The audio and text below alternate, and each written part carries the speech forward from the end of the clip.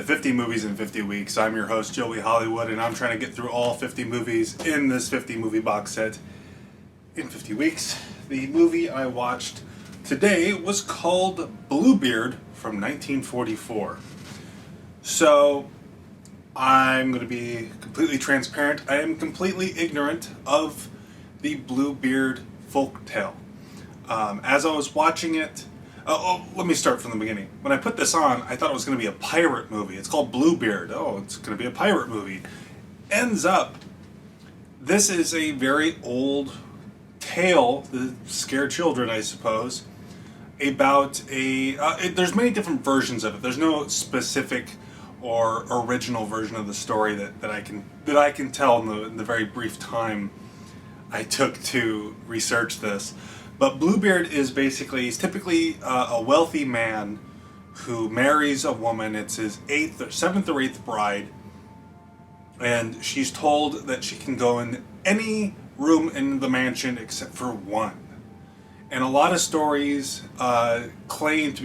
people claim that they're based off of this Bluebeard story. The gaslight is often cited in some of the research that I did. Personally, I don't think the gaslight kind of fits that story. It's a great movie, but like I don't know, I'm a little dubious of that one. But there's other things like Ex Machina,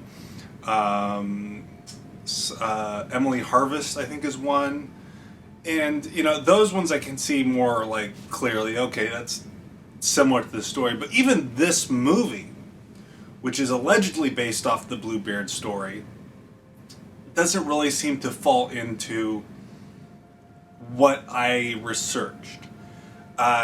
This movie featured the Bluebeard character is more like a Jack the Ripper type character.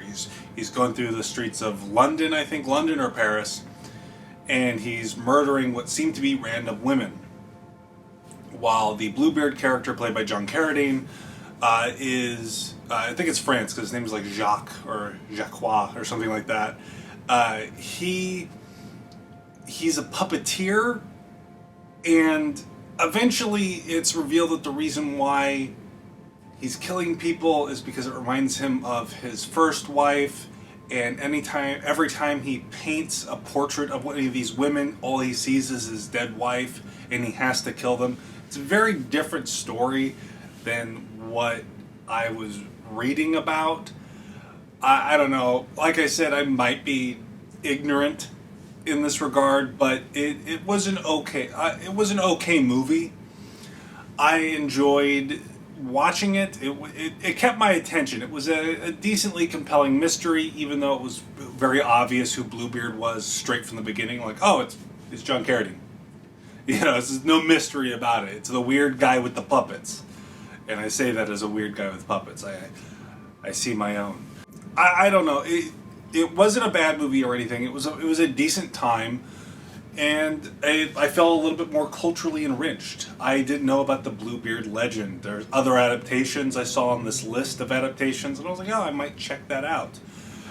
This movie seemed to also have some like comedy elements to it that felt very out of place, and as a whole, I don't think that this specific adaptation of the story is going to stick with me, but I am eager to check out other adaptations of this story, so I don't really feel like it was a waste of time at all. This whole box set, for the most part, has been pretty good about that. Like, even when I don't really enjoy the movie, I feel like I'm learning something new. And I don't know, I feel like that's a prize in and of itself. But other than that, I don't believe I have much more to say about it. I had fun, and I think I would actually recommend this one. As nothing more than just it was an interesting watch. But without further ado, I think I will bid you all farewell. See you next week. Remember, please be kind and rewind.